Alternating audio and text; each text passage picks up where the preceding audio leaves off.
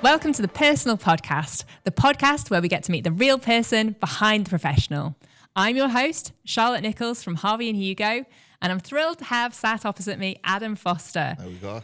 Adam is Director of Proper Mint Marketing, Yep. a university lecturer, and a professional wrestler. Yeah. So Adam, when you're not running your marketing agency, you go by the name of Shreddy. Yeah. Can you tell me that a little bit more about that? Yes, it's just funny because you just introduced me as, I can't remember if you said like Adam, the person behind whatever. And it's like, I think most people now just know me as Shreddy as opposed to Adam. I think the two have almost blended into two characters. Into the same thing, yeah. Mm-hmm. But no, Shreddy started back in 2012 maybe. Started off as a YouTube channel. I remember I've been at the gym in wrestling as a fan since I was like a little kid. I never remember not having wrestling on in the house. I've got two older brothers. So when I was a teenager, I got into lifting weights because my brother had a dumbbell set in the house. I got into the gym because I wanted to look like a wrestler. Anyway, fast forward to, I don't know, maybe early 20s, 21, 22, something like that. I was working with one of my mates from uni. It was the first job I had. I was working with one of my mates who had got in from uni as well. And at the time, I wasn't competitive bodybuilding, but I'd been going to the gym. I was trained for as my powerlifter. But at the time, I thought I knew what I was doing. I had more knowledge than the average person when it came to working out in the gym and stuff. So my mate would ask me questions, and I'd give him the answer. Then months later, he would regurgitate the same questions, but tell me, watch so-and-so influencer on YouTube or whatever. And I was like, I told you that months ago. Why didn't you listen to me? Why did you have to listen to? And then I'd look at the YouTubers that he was listening to, and they didn't even look like they went to the gym. So I was like, right, I'm going to start. If you're listening to these people who are giving you the same advice as me, and they don't even look like they lift, I'll start doing it myself. And I remember at the time, I was eating loads of porridge, oats, and Ready Break. And I remember I just had a box of Ready Break on my desk. So I was like, right, I'm going to call myself Shreddy Break because Shreddy, getting shredded, kind of losing weight. And I used to eat loads of Ready Break. So I was like, right, Shreddy Break, the name just came like that. And I was like, made a YouTube channel. Then it was a few years later when I got into wrestling. The way I approached my YouTube channel, it was almost like I was a character. I was like almost like when wrestlers are doing promos and interviews and stuff. That's how I approached my YouTube channel.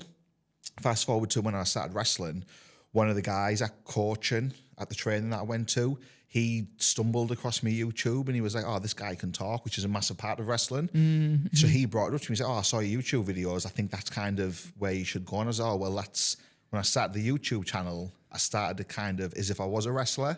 Amazing. And then the name just stuck. It sounds a little bit better than Adam Foster, doesn't it, when you see it on a poster or something like that. I love it, Shreddy. And for just the listeners only, can you confirm that you are indeed shredded? I am indeed shredded. It ain't no gimmick, it's a lifestyle. Brilliant. So how did you then get into wrestling? So I've always been a fan of wrestling, and like I've just mentioned, it was always on in my house. I'm one of 7 kids, and I've got 2 older brothers. Wow. So literally from being like as young as I can remember, I just remember wrestling being on, and I wasn't a fan when I was like a toddler and then when I was that young, but I just remember it being on. So I properly got into wrestling, probably when I was about 8-year-old, probably was like 98. And then from then I was like, I want to be a wrestler. I want to be a wrestler. And my older sisters in particular, that's stupid, you can't be a wrestler. My sisters hated wrestling. Brothers loved it. Like, one of them in particular loved it. He used to come home on a Friday. He's a lot older than me. He'd be out. Can we swear on this podcast or not? So he'd be like out on the piss on a Friday night, and he'd come home. If there was a big storyline going on, he would come home specifically to watch wrestling. So I was like, I always have like a lot of nostalgia for around that time of wrestling, like 99, 2000. I wasn't even into it, but I watched it and I loved it. Yeah, back then. Everyone did. Like, it's mad. Just to go slightly off topic, it's mental, especially since being a business owner and doing a lot more networking and meeting, whether the business owners themselves or, meeting more people through networking events and meetings at in like a business setting. The amount of people who somehow know that I wrestle through like just word of mouth, whatever, or wrestling will come up in conversation. And it's like the amount of people who the maybe from an initial conversation, I've never watched wrestling, to as soon as like they know that I'm a wrestler. And I never bring wrestling up in a conversation because I just think to myself, like, if someone wants to talk to me about it, I will, but I never force the conversation. Yeah. someone will bring it up, and quite often they'll be like, oh, that's the fake stuff, isn't it? And I'm like, yeah, it's the fake stuff, because it's like, I can't be bothered. If someone thinks it's fake, if that's their perception, that's fine. That's your opinion. I don't have time to waste on that. So I normally I'm like, yeah, it's the fake stuff. And then they'll go, but it's not all fake, is it? And then they start telling me like stories and memories they had from when they were a kid. And it's mental, the number of people that wouldn't class themselves as a wrestling fan, but almost everyone I've met has some kind of experience or memory of wrestling from when they were a kid. Even if they don't consider themselves an active fan, it might be like, oh, my brother or my sister would have it, or my dad would have it, or no, I used to watch it on, a Saturday, or whatever it is. It's just mad like how popular it actually is. But I think some people just think of it as, I don't know, I think there's a bit of a stigma around it. There is, and that was going to be a question of mine. How much is it acting? How much is real? But, sometimes it's all performance anyway. Can you explain it? The best way that I would describe, and I'm a lot more open to talking about it now because WWE, which is the biggest company in the world, they do it all the time. They'll literally have an event, then they'll have a press conference after the event, and they'll talk about the behind the scenes and how they scripted it and blah, blah, blah. So it's very... Going back 20 years ago, 25, 30 years ago, it was like, is it real? Is it not real? Everybody now knows now. It's... I hate to use the word fake, because it's very physical, what we do. The best way I could maybe describe it is if, say you go to the circus, or you go to, no, not the circus, say if you go and watch some kind of like live action show, like a play or something at the theatre, but something with a little bit of physicality in there, like maybe it's a choreographed fight scene or something like that, something with a little bit of athletic performance in there. When you're watching some kind of whatever the performance is, and there might be a fight scene on there, they're not really punching each other. They're not really trying to hurt each other. But there's physicality in there. And for skill. Them to be able, and a skill to be able to choreograph and to be able to pull that performance off.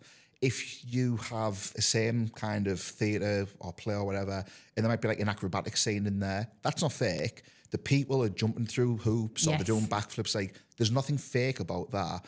But they're just creating, it's almost like an exhibition is the best way I can describe it. Within professional wrestling, it's not my goal to injure whoever I'm wrestling. The purpose of professional wrestling is to tell a story and to entertain.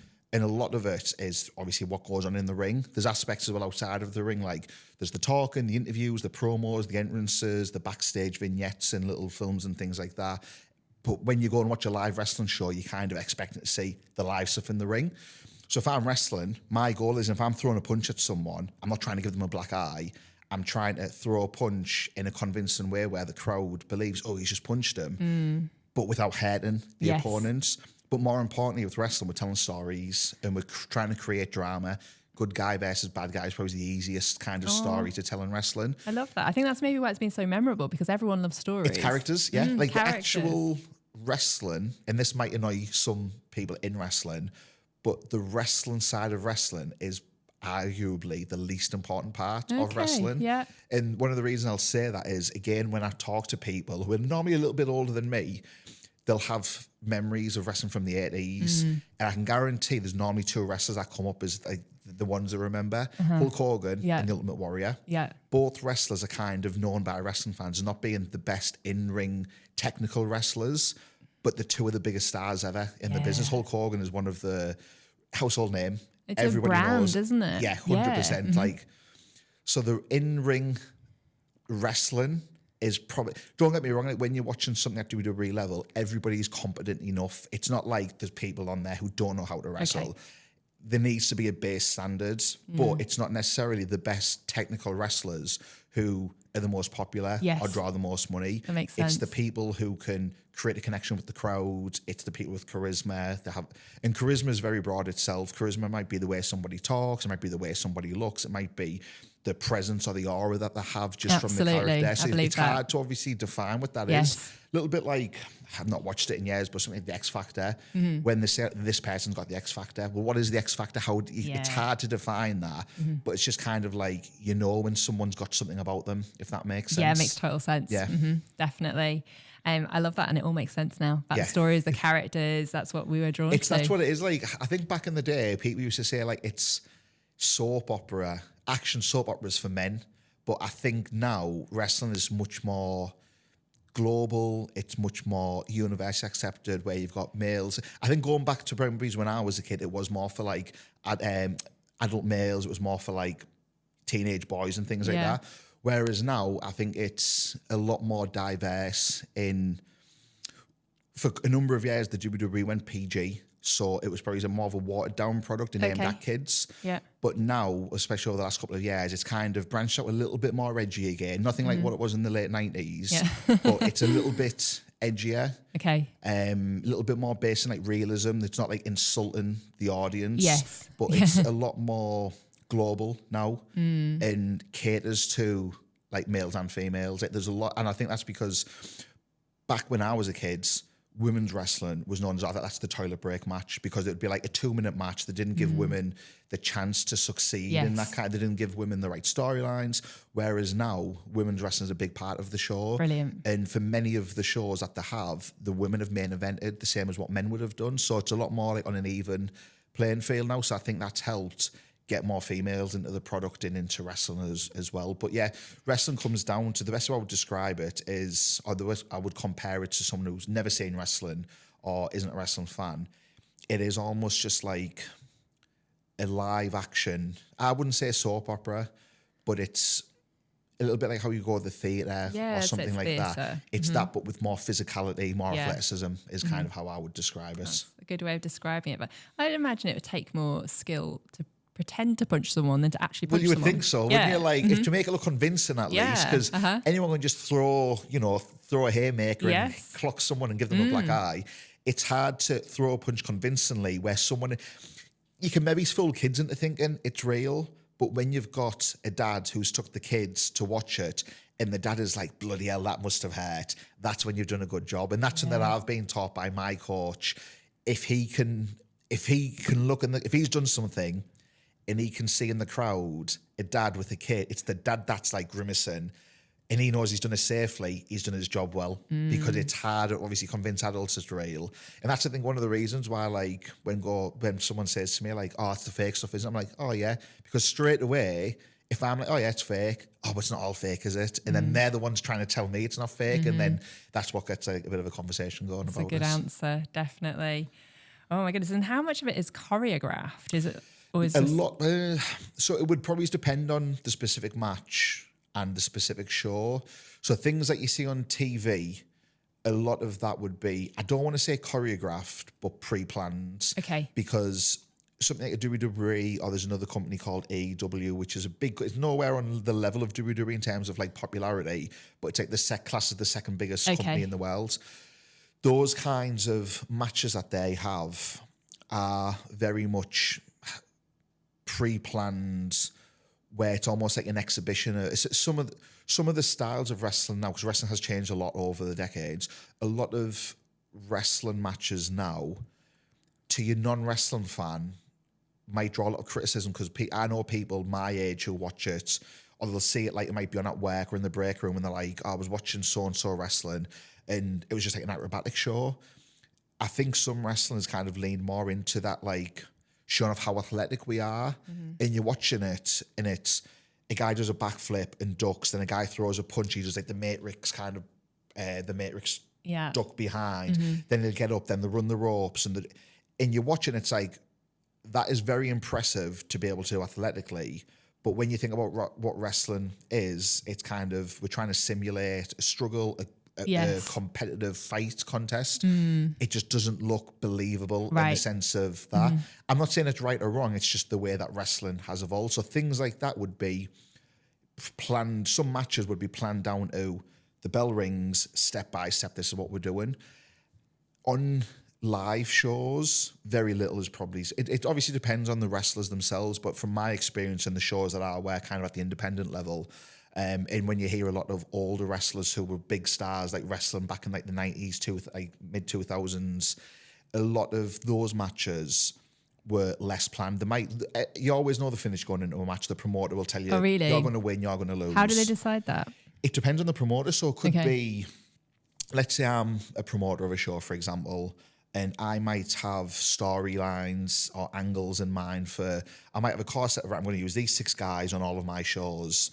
because they're local, so they're cheap to obviously bring in. Okay. But then I need to pad the shows out with people from other areas. So it might be I'm trying to tell a story of I've got this young wrestler, skinny. He's like an underdog. He's a good guy. Keeps losing, but we're building sympathy for that character. And then that might lead to, okay, by show 6, he's going to get a big win. Just like a Rocky film. Yeah, exactly like that. So that might be like, okay, the storyline for this particular character, the story arc is we're going to make you the underdog, you get beat, then you get beat again. But the 3rd time you wrestle, you come close to winning. Then the 4th time is you would have had it won, but the referee had been knocked out. And then if the referee had saw you, you'd have won. But then by the time the referee came back, somebody cheated. And that's why then the 5th match, it might be like you're going against like might be a cruiserweight underdog. Yeah. You're going against the big heavyweights or you're going against the champion.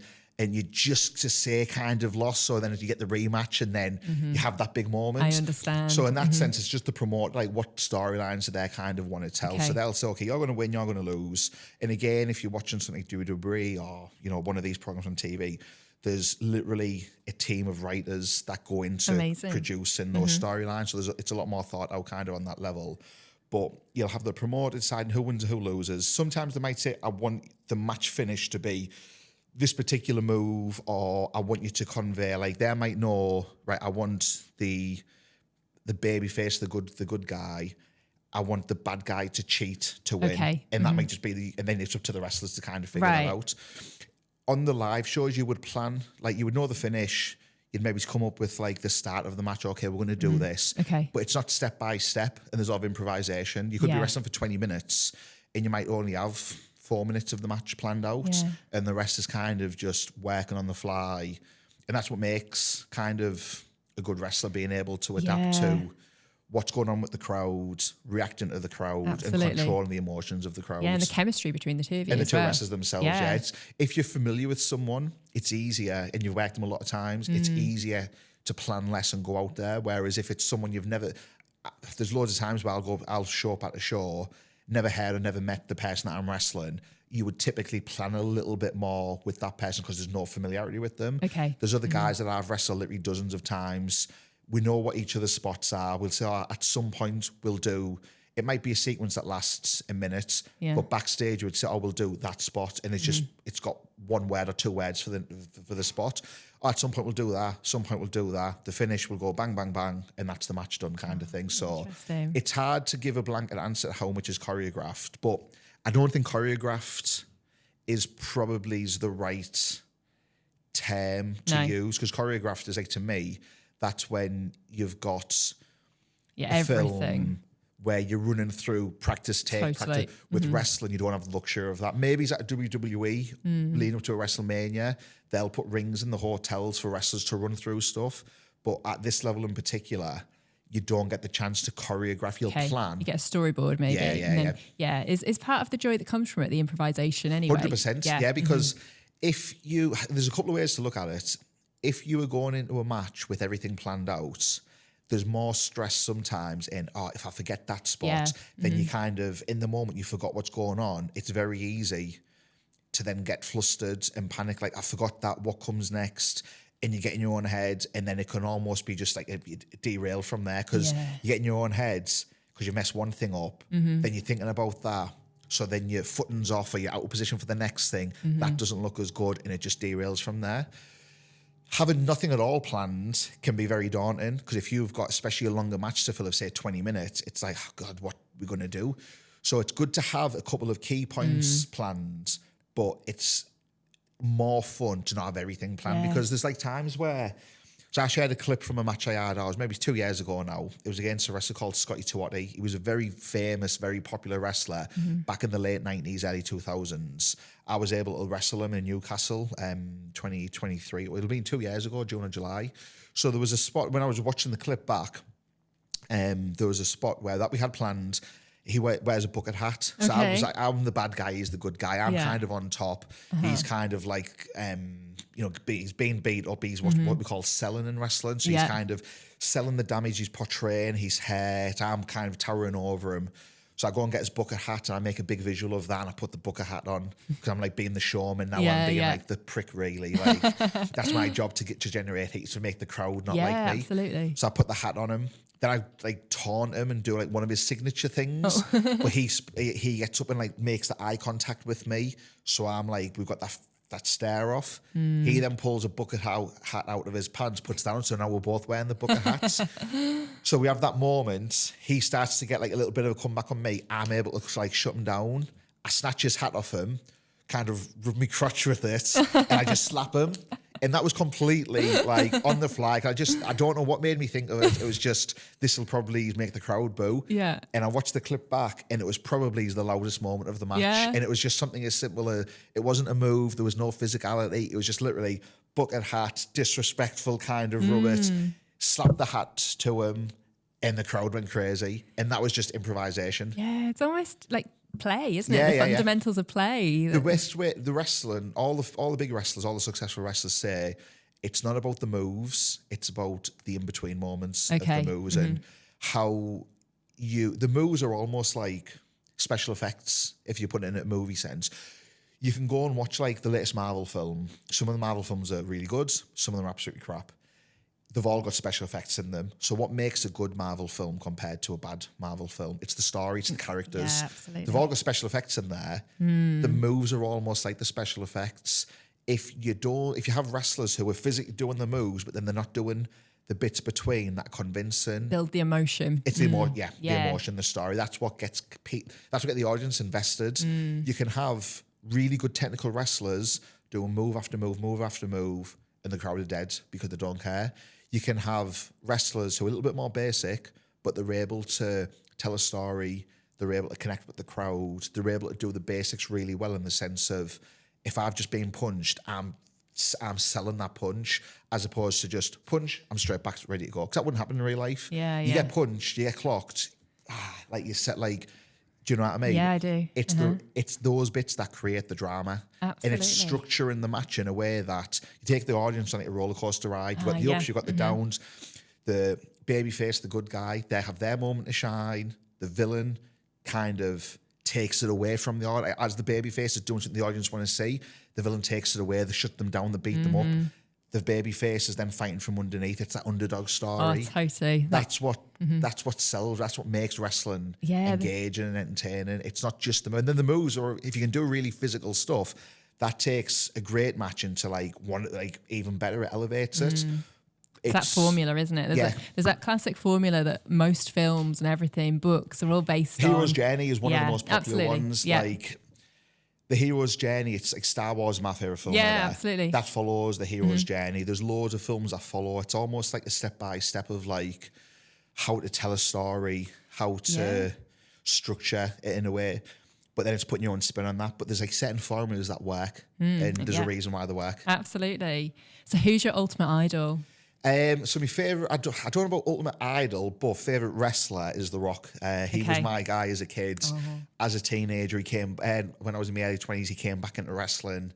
For me, he's like the most entertaining wrestler of all time. Like obviously he's a big movie star now. I forget he was ever a wrestler now. It's mental. Like you have younger kids now. Like I've got nephews and like a niece and some nephews. Moana. They know him from, and they don't even know he was a wrestler. Totally, it's like, what, like, whereas for me, like The Rock is my all-time, he's the GOAT for me. Like he is my all-time favorite wrestler.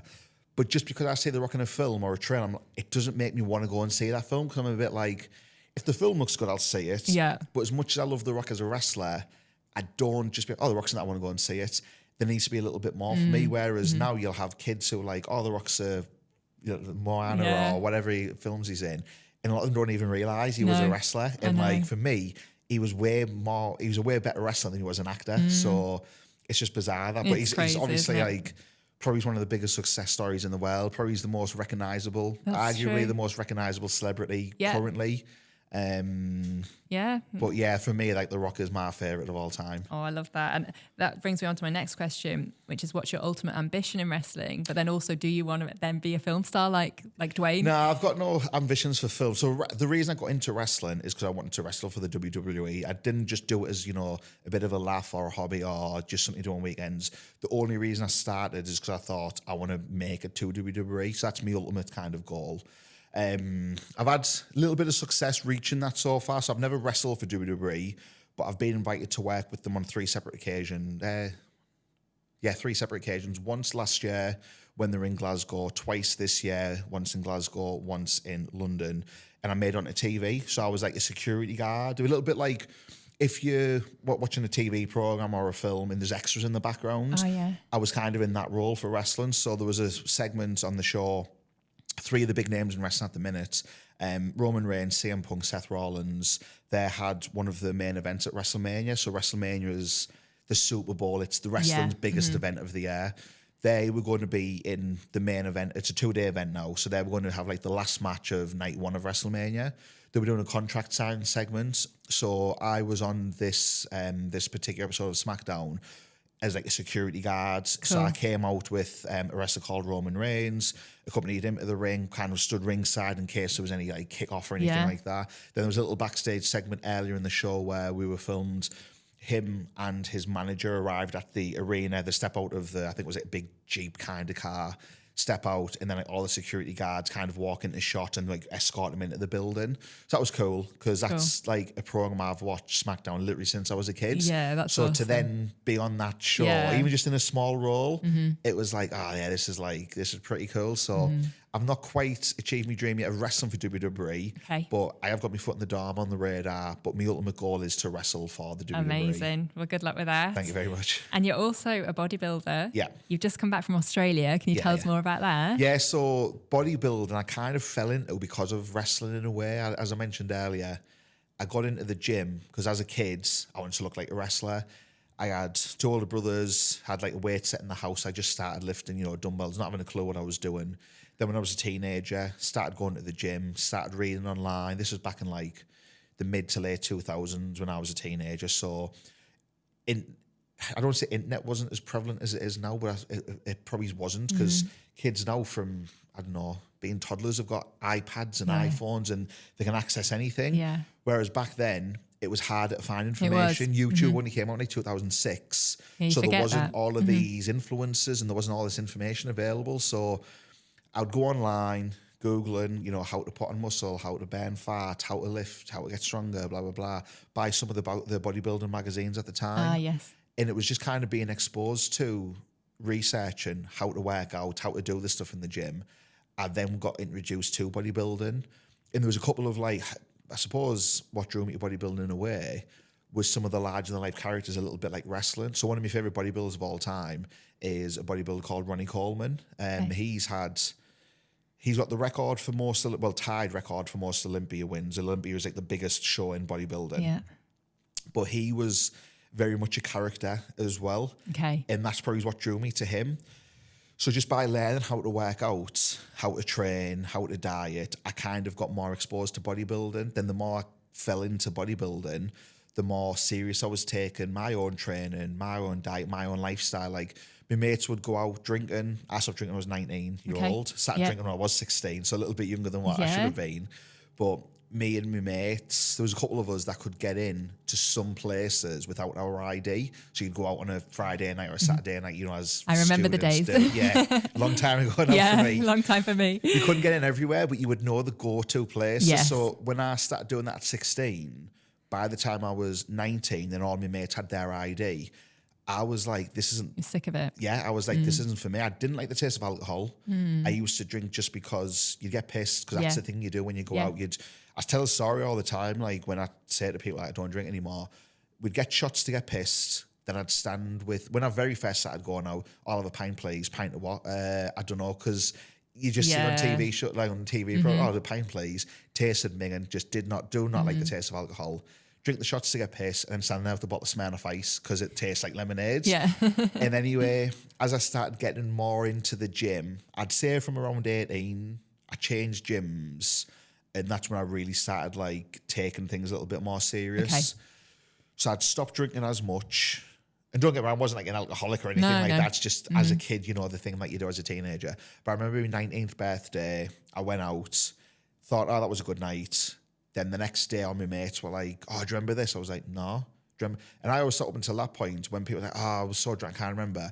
I thought it was an excuse that people would say because they did something embarrassing and like they didn't want to, like, they were using that as an excuse for the behavior. And this was like, it was genuinely, it was a scary moment because I'm not a violent person, but my mates, I tried to start a fight with someone in a bus stop, and I had no recollection of that.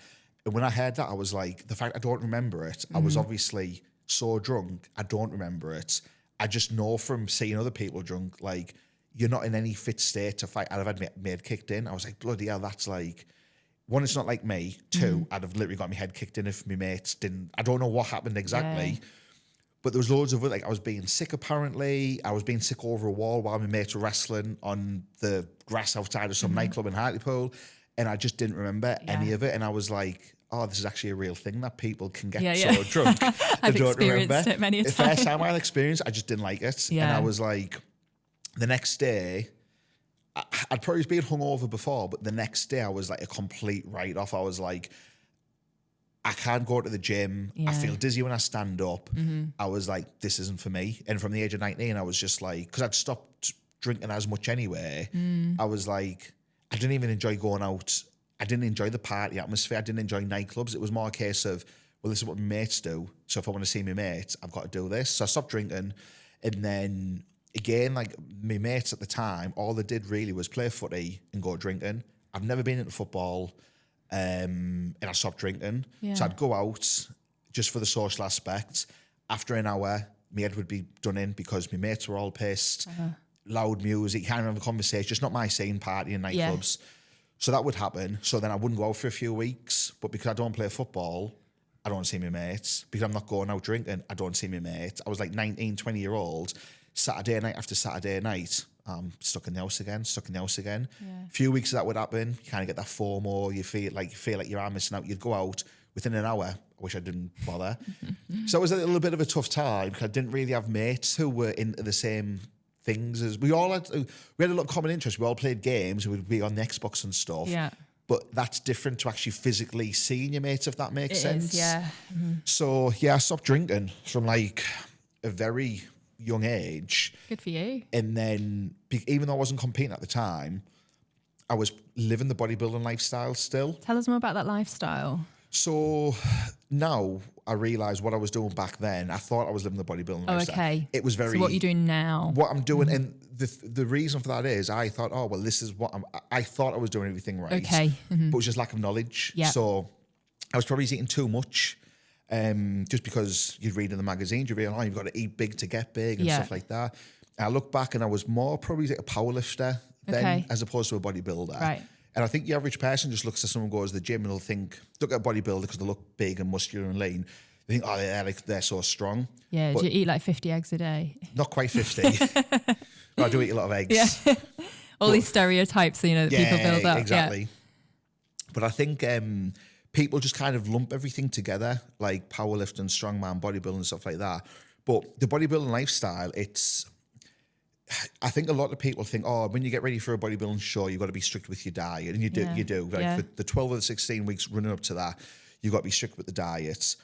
But bodybuilding, and this is an exaggeration, it's literally an everyday thing.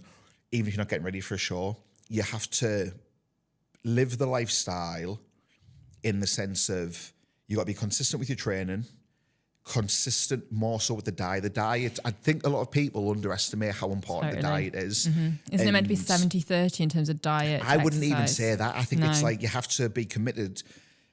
People do say like, oh, it's 80% diet, 20% train, or 70% diet, 30% train.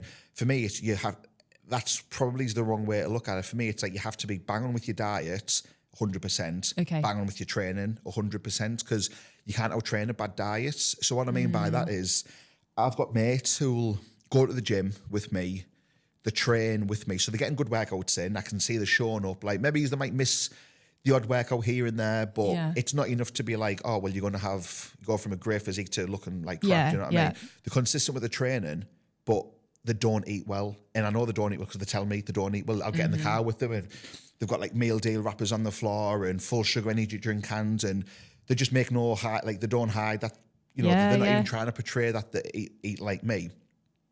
And it shows in the physique because they're not eating properly. You don't get the results. You might get a little bit stronger, but for bodybuilding purposes, it's the diet that really, you need your diet on point all year round. And when I say you need your diet on point, you can maybe have like if you're eating, say, 6-7 meals a day, like a typical bodybuilder would, you can maybe think if you're in the off season, so you're not getting ready for a show, you're not trying to lose weight, you're maybe trying to put a little bit of size on. If you eat 80%, if you eat well 80% of the time, and you have those treat foods or the junk foods or those, you know, the meals that might put you above your calories, or you don't track 20% of the time, that's okay. Because if you think of like, well, if I'm eating 6 times, say it's 7 meals a day, there's 49 meals a week. Oh, well, if I'm eating good 80% of the time and not eating good 20% of the time, there's maybe 3 or 4 times through the week where like I'm having something a little bit, you know, off plan, if you like. Yeah, you can kind of get away with that, but to make even better progress, you need to really be on it like all the time. And that's making sure you're eating the right foods, making sure that you're eating the right number of calories and macros. So knowing how much protein, carbs and fats are you trying to put weight on, making sure that you're eating enough foods. Foods, are they just like clean foods? I would say so, yeah. I mean, there's a concept known as if it fits your macros, FYM, which was really popular on YouTube and stuff years ago. And I don't see it as much now. So if it fits your macros would be, let's say you've got your average person who wants to lose weight. I'll just use a hypothetical example. You might have someone who's just given birth in the mid-30s. They want to lose any excess weight they've made from pregnancy. They're not a bodybuilder. They're not an athlete. They're not training for anything athletic. They just want to lose some of that weight. Okay. Let's say hypothetically, and I'm just going to make these numbers up so nobody follow this diet. Let's say they need 2,000 calories a day to lose weight. And that at that rate, based on what the daily output is and just exercise levels, they might train a little bit, get steps in 10,000 a day or whatever. Let's say they need 2,000 calories a day and they lose 1 pound a week of body fat at that weight. In theory, you can eat 2,000 calories from 50% clean foods, 50% what you would class as your junk foods, like your ultra processed foods, like pizzas, like high fat, high carb foods is how I would class that. So something like a pizza, something like a burger and fries, junk food, chocolates, things like that. In theory, you'll still lose that weight if you fall in your calories. Yeah. But it's harder to do. It's almost like if you budget in your money, if you like, if you know you've got £2,000 to live on this month, and in week 1, you go and blow $1,500 of that on a designer handbag. You only got £500 to last you for the rest of the month. You can probably do it, but you're going to struggle. I understand. If you blow through 1,500 calories on junk foods, and when I say junk food, it's going to be something like you can go and eat McDonald's, an hour later you feel hungry again. So if you've just blown through 1,500 calories of your daily 2,000s, and an hour later you're feeling hungry, that means you're very limited. You've only got 500 calories to last you for the rest of the day. But if you can do that, if you can... it makes it harder for you, doesn't it? You can lose the weight. It's just going to be more of a struggle. You're not going to feel as good because you're not... That's just the macros. Long-term health, isn't it? Yeah. What if a fit your macros doesn't cover is the micronutrients, your vitamins, your minerals, how the food makes you feel. You can go and eat 1,500 calories from chocolate junk food, but you might feel like bloated, you might feel really lethargic, really tired. Yeah, totally. So you're not necessarily healthy, but you're losing your weight still. So when I say right foods, I typically think like, your clean foods, your typical bodybuilding foods, like clean carb sources or healthy carb sources, like your rice, potatoes, vegetables for your fiber and things like that.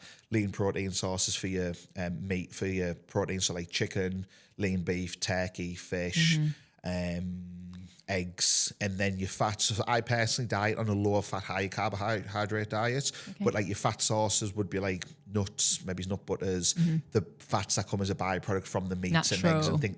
All those kinds of things. Now, when you get ready for a show, you have to be bang on with everything. Like, and again, when you're getting ready for a show and you're trying to lose body weight and hold on to the muscle, the food choices is even more important because not only are you training to make the fat drop, you're eating to fuel your performance. You're training like an athlete, so you need to make sure you're eating the right food choices. You need to make sure that you're eating things that don't make you feel lethargic. Balance, it's very hard. Like the process of bodybuilding or just losing weight, losing fat, the process is easy, but physically carrying it out is the hard part. And mentally, I'd imagine, the discipline. Because you can literally boil it down all, lose weight, burn more calories, eat less. It's obvious, it's easy, but it's the physical day-to-day, like, do you have the willpower, the discipline? Do you have the knowledge of what food you shouldn't be eating? What's going to make you feel good. It's like, and a lot of it does just come down to that willpower of like, if you know you need 2,000 calories, but then you get to the end of the day, you sat watching Netflix with your boyfriend, your girlfriend, whatever, and they're eating some ice cream or some cake or whatever. It's easy to be like, I'll have some of that. And then that little bit of brownie or ice cream or treat or whatever, that might, you had your 2,000 calories, which would make you lose weight. There'll be a little bit of a buffer to then maintain. Literally one piece of cake could be the difference between you've ate enough calories to lose weight, you've now added that bit of cake on, you've actually gained weight today. And if you do that a few times a week without realising it, you're not going to lose weight. Stories are at the heart of the PRsonal Podcast, and we're so grateful for everyone who comes on and shares them. Stories are also at the heart of a strong PR campaign. And at Harvey and Hugo, we believe that everyone's story deserves a chance to be heard. That's why we're on a mission to give you a voice amplified through the power of story. Our stories are shared in the form of press releases, social media, content marketing, videography, photography, animation, graphic design, and podcasting. Our stories aren't just heard, they're shared, watched, clicked, but most importantly, they are felt. It's this stirring of emotions that cuts through the noise to light fires within people and activate them towards your purpose. So one question for you. Are you ready to share your story? Harvey and Hugo, your voice amplified. What foods would you never eat? Foods, that's a good question. Fried foods typically. Okay. I'd never eat it, whether I'm off season, whether I'm having a cheat day or whatever. I would never eat anything that's been like deep fat fries. Okay. Just too much fat? It's just for me. It's one, if I'm going to have foods that are off plan, cheat foods, I know, right, these are going to put me over the even if I'm bulking, I'm trying to put weight on. I know if I'm going to have like a food that's off plan, that's going to put me even higher in calories. The higher in calories you are, the goal of off season is to put muscle on while not getting too fat. Okay. You're going to put a little bit of fat on, but the goal isn't to get fat. It's to put muscle on. You buy the byproduct of bulking or adding muscle, you're going to put a little bit of fat on, but ideally you want to stay lean and put minimal fat on. If I know I'm going to be eating off plan and bumping over my calories, you're putting weight on at a quicker rate, which means you're going to put even more fat on. Okay. So for me to kind of be like, right, I want to eat this food, it has to be something that I know is worth it to me. Like it's something that I'm rather craving. It's a food that I really like and really enjoy, something I've not had for a while. Fried foods like, anything that goes in the deep fat fries, anything out of a fish shop, for example, wouldn't even tempt me. Ever. Okay, Things it's not worth like it. pies and pastries, those are just foods that I've never liked, whether I was a kid. That's good. Like, if you had a list of typical English cuisine foods, it would probably be everything on that list because I just don't like pies, pasties, pastries, all that kind of stuff. For me is just like, I don't enjoy it anyway. So you were born to be a bodybuilder. Pretty much, yeah. Amazing. So going back to Australia, tell us about your success there. So I went over to compete in the NABBA world. So NABBA is like the biggest amateur bodybuilding federation in the world. So anybody who's followed Arnold Schwarzenegger or even watched the Netflix documentary, I don't know if you've seen it, there was a 3-parter. I haven't seen it. So even if you're not into bodybuilding, it's a really, because obviously just look at the I'd probably enjoy it, Arnold. It's one of those where you don't have to be, it's a 3-part series, 3-part documentary. Part 1 focuses on his early life, which includes the bodybuilding, but then after that it goes into, I think it's his films and his politics, is the way it goes. So you don't have to be a gym head to enjoy it. It's just Arnold's a really successful person. He's an interesting person. He's done a lot of different things. It's a really good watch. But NABBA is the federation that Arnold competed in back in like the 70s, before the Mr. Olympia was a thing. He was competing in NABBA and the NABBA Mr. Universe shows. Off the back of that, they then made a show called the Mr. Olympia that was to be a competition for all the previous NABBA Universe winners to kind of put them into a competition. So NABBA's got like the longest lineage, I think personally it's the most prestigious kind of amateur bodybuilding show out there, federation out there. So the show that I just did in Australia was the NABBA World, which is probably NABBA's second most prestigious show. You've got the NABBA Universe, which is their main title. Then the NABBA Worlds is probably the second biggest show they have. Travels all over the world. This year it was in Australia. So I went over there, competed, and got third place in the classic bodybuilding class. So there was 7 of us in that, and it was truly an international competition in that class. There was a Korean guy who came second. The guy who won was Australian. There was me. There was me from England. There was an Irish guy there. There was people from New Zealand. So it was truly like multiple countries, and that's what's like at the Universe as well. You get people flying all over from all over the world to compete in these big shows. So I was buzzing to get third place in the classic bodybuilding class there, especially at like such a big show, traveling all the way over there. Like it was, I was over the moon. Congratulations. I think as well, like this is something I want to say to non-bodybuilding people. Okay. Third place probably doesn't sound that great because, you went all the Australia and you didn't win. In bodybuilding, for me at least, everyone's got different views, but for me, if you can place in a competition, I see that as a bit of a win. Absolutely. So place in the top 3, if it's a really big class, it might be the top 6. If you can make it onto the podium and place, that's a win. But for me, bodybuilding is all about it sounds maybe it's a bit cliche, but I hope this comes across right. It's the competition with yourself. Yes. Even though when you're on a bodybuilding stage and you're at a bodybuilding show, you are competing with other people. And it is nice to win. Don't get me wrong. Like, I won the NABBA Mr. Britain title in 2022. I was over the moon with that. And it is a good feeling when you do win, like, a big show. Of course. But for me, it's that, do I look better than what I did previously? And it's very subjective in bodybuilding. You've got like a panel of judges who are kind of just voting on like, do we like that physique better? Do we like that physique? Yeah, difficult. Whereas for me, it's like, right, if I know I need to improve this body part, or I just want to bring more general size and be leaner overall, can I look back at that show and do I look better than I did what was the last show I did? Did I compete last year? 24? No, I didn't compete in 24. So I think the last show I did was the Universe in 2023, November, October time.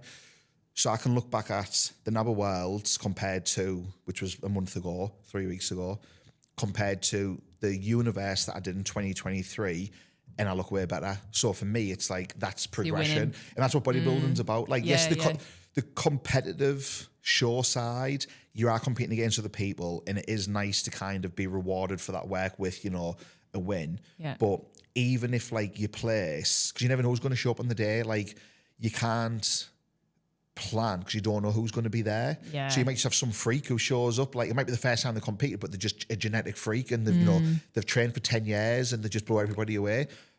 I might look the best I've ever looked. So why walk away from that show being like, I only got third, when I look the best I've ever looked? So that's how I look at bodybuilding. It's so true. In a lot of sports, you can feel the fittest you've ever felt, be proud of that. Yeah. But then there is that competition element It as is well. nice, don't get me wrong, it is nice. And even though winning shows isn't the sole goal, I do have that in the back of my mind, like, I would like to place, like, I'm going to be competing in the NABBA Universe again this year. I've placed, the very first time I did it, I'd won the NABBA Great Britain title, so I was Mr. Britain in 2022. Cool. I did the NABBA Universe, I came 5th out of 7 in the class.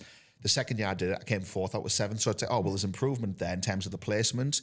I'm going this year, it'd be nice to place the top 3. Yeah. But even if I came, say, 5th again this year at the Universe, but I looked better than I did in Australia, that's a win still. Because if I'm improving, what more can I do? If that makes sense. Totally, it makes sense. Even if the placing is worse, because it might be a more competitive lineup, if I look better than what I did previously, that's the win, if that makes sense. It makes total sense. Whereas I think people not involved in bodybuilding might just see it as like, third place, like, well, that wasn't a win. Yeah. It's like, place, like, it is an achievement. I get it. Yeah, no, I totally get it. An achievement. And so how do you juggle all your training and your work? Because you run a marketing agency as well. Yeah, so I'm lucky in this. I don't want to say lucky, but maybe it's fortunate is probably a better word. The business I've got is more of like a lifestyle business. So I've worked in marketing since like 2011 is when I graduated uni. Started working in marketing, did my master's, graduated in 2012. So I was working part-time while I was doing my master's. got my master's, and then I was full-time working. I've worked, consistently all the way through. 2016, started lecturing alongside working a full-time job. That was always just being an employee for like someone else. You're on a strict, like you need to be in the office 9 to 5 or half 8 till half 4, whatever it is, and then trying to balance me uni work with that, like the uni lecturing work and stuff with that. Setting up on my own with Proper Mint Marketing back in 2022.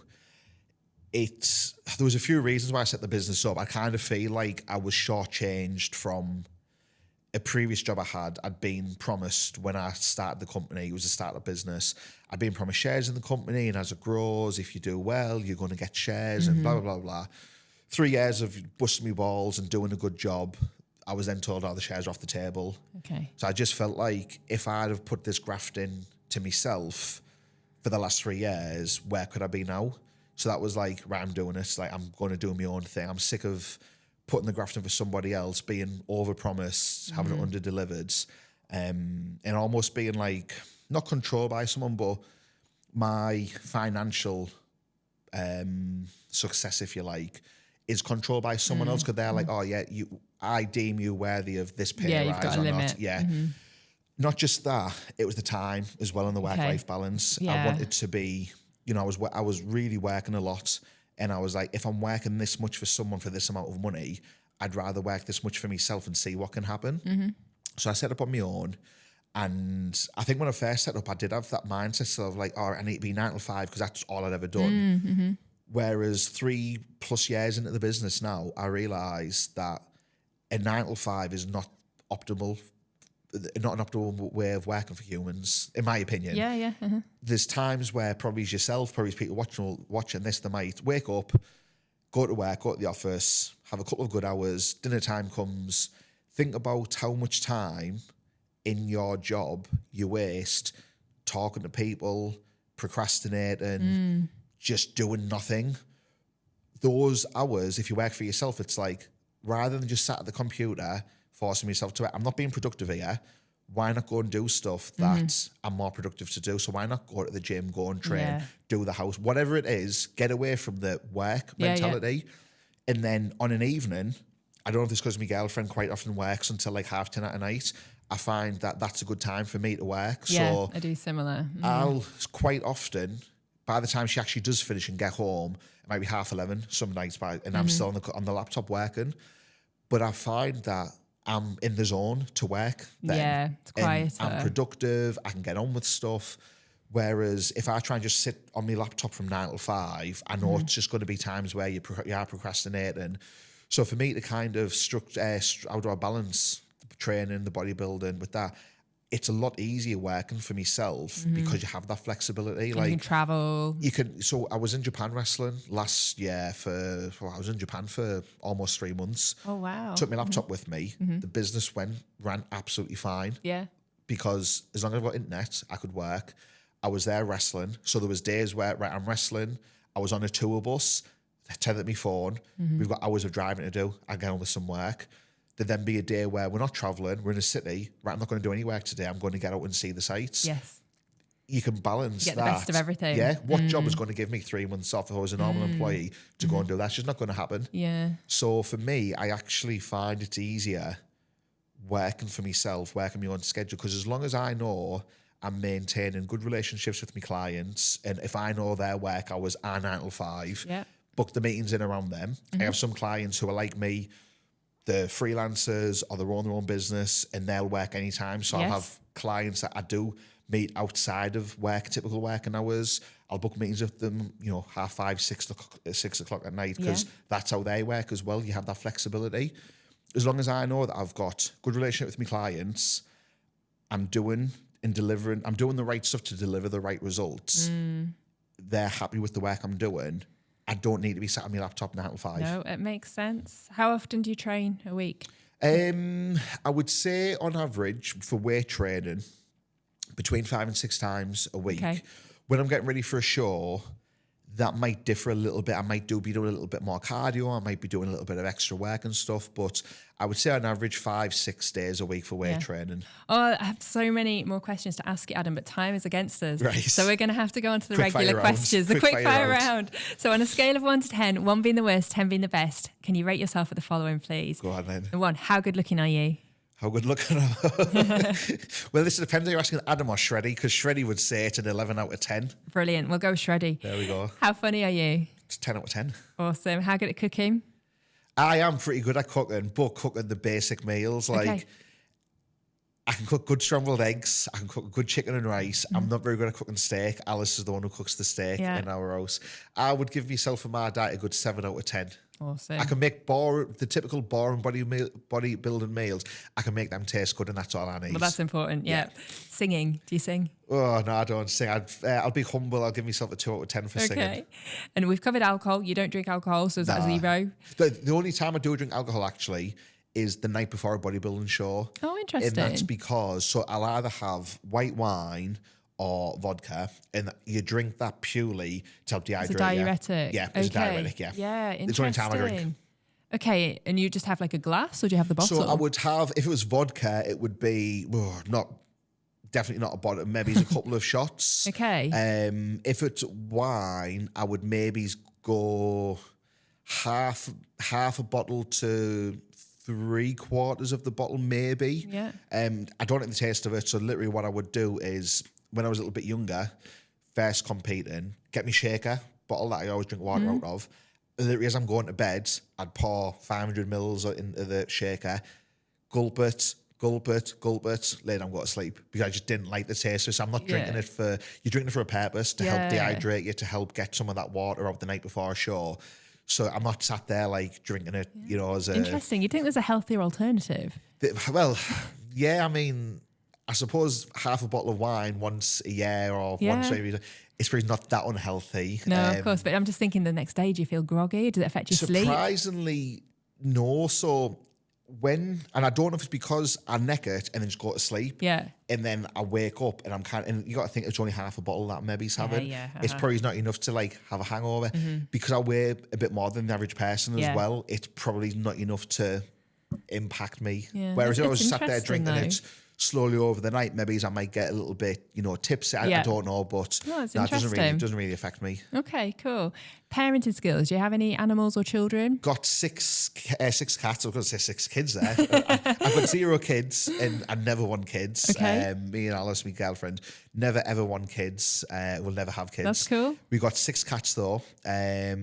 She's always been a pet person. Always had, cats, dogs, lizards, dragons, spiders, whatever it is. Yeah. I had 2 dogs when I was a kid, like family dogs, but like they died when I was quite young. So as a teenager and that, I grew up not really like bothered about pets and stuff. Not that I disliked them, I just never was really exposed to them that much. Anyway, Alice has lived with me now for a couple of years. A few years ago, she's banging on about wanting a cat, and I was like, we'll get one eventually. And anyway, I just kind of caved, and I was going to get her a rescue cat that she'd seen. It was like an elderly cat. I thought, I'll get her this cat. She'll love it. I'll tolerate it. Anyway, long story short, we ended up getting 2 rescue cats from a place called Nassau in Bishop Auckland. Okay, yeah. It's like a cat sanctuary, cat charity place. We got 2 cats together, and I remember on the phone when she rang about them, she rang about one cat, like, oh, he's gone, but we've got 2 that need rehoming. I just looked at it and I was like, we're not getting 2 cats. Went to view them, and I was holding them. I was like, yeah, we'll get 2. So we went from 0 cats to 5 cats in less than a year. So we got Vader and Orbit. All the cats are named after Star Wars characters. Okay. Star Wars is like my favourite franchise ever. Yeah. So we got Vader and Orbit. They were about 12 weeks old when we got them in October 22. August 23, we got Malik, Revan, and Kylo. They were all like in the same litter. And we seen them and we're like, no one's going to take 3 cats together. We didn't want to separate them. So we got those. They were about... Maybe it was about 10, 12 weeks when we got them. Then the following year, October 24, we got Ray, little ginger girl. She was 7 weeks when we got her. She'd been left in a cardboard box, taped up on a lay-by with her brother. We saw them both advertised on the Nassau page. We were like, we'll take them both, but her brother passed away. So when Ray was like healthy enough for us to take her, we took her. So we got her at like 7 weeks. So she was really young when we got her. And I'm actually this afternoon taking her to the vets for a check. She just got spayed last week, so we're taking her to the vets this afternoon. So you're a pretty good cat dad. Yeah. I'm a good cat daddy. What score would you give yourself? Oh, 10 out of 10. 10 out of 10. Definitely, Awesome. And we will have to be quick fire for the rest. Friend, how good a friend are you? I'm pretty reliable, pretty loyal. I would say I'm a good mate. If I'm good mates with you, I'll be a good mate. If I don't like you for whatever reason, and there's got to be a good reason for me not like someone, it's pretty obvious that I won't like you. Okay, what score? To me close mates, again, I'll go with a good 10. No, a good 8, so I can be quite selfish with my time. Oh, of course you need to. Yeah. Intelligence levels. I don't know. You're studying for a PhD, aren't you? I am, yeah. I think with intelligence, I'm not going to rate myself on a number scale, but I do believe like you can know your shit when it comes to something and do a good job, but you can always learn more about what you're doing. So for me, whether that's bodybuilding, there's more experienced people out there than me. SEO, I do consider myself very good at SEO, but there's people out there that know more than me. So you can always be learning from those things. I think getting involved in lecturing and then doing a PhD, there's something about learning and the education that just... I would only do SEO if someone's paying me to do it. I'm not making out as if like it wasn't a passion of mine when I was a kid. Yeah. But I really enjoy learning about it, if that makes sense. Yeah. And I don't know why I enjoy it. There's just something that when I was at uni, I enjoyed marketing. When I started working, set my own web projects up, my own businesses up, and I just enjoyed that side of it. I don't know what particular thing it is about it, but I just was just drawn to that. Same with bodybuilding. I like learning more about that. Yeah. Same with wrestling. I like learning more and improving when it comes to wrestling. When I like something, I kind of get obsessive about it. And there's not many things that I'm like that with. Probably it's just the things that consume your life, which is bodybuilding, wrestling, digital marketing. Those are the things that I learn a lot about. Yeah. If you ask me about politics, or you could name 3 other things, I'd be like, I know nothing about it because it doesn't interest me. Yeah. So in that sense, it's like, oh, well, I'm proper thick when it comes to that, but the things I know about... You're so right. Yeah, it's so specific, isn't it? Yeah. So I think intelligence overall, it's like, how do you measure intelligence? Because people will know a shitload about subjects they're interested in, but then they'll know nothing about other things that I would think is basic. Like when it comes to PR, you'll know a lot more, even though I work in marketing, you'll know a lot more about PR than me. Yeah. But when it comes to diet, I'll know a lot more about you. So how can we say that you're more intelligent than me? Yeah, no, it makes sense. I mean? Good answer. How kind are you? But this goes back to probably the friends kind of thing. When I've got like my close set of mates, like I think I am, I'll go out my way to help people. I think being like a lecturer, going out my way to help people. There's things I've done in the business where looking back, it's like I probably should have charged for the time. And I do think I'm quite... I know the question is how kind are you? I think I'm quite helpful to people, but I can be selfish with my time as well because of, you know, the lifestyle that I've got. And that's why I don't want kids. One of the reasons I don't want kids. Yeah, they would definitely cut into that. I think the cats, though, has kind of changed me as a person. Genuinely, I'm not just saying that. Like when I say that with people, they're like, they laugh and think I'm being silly.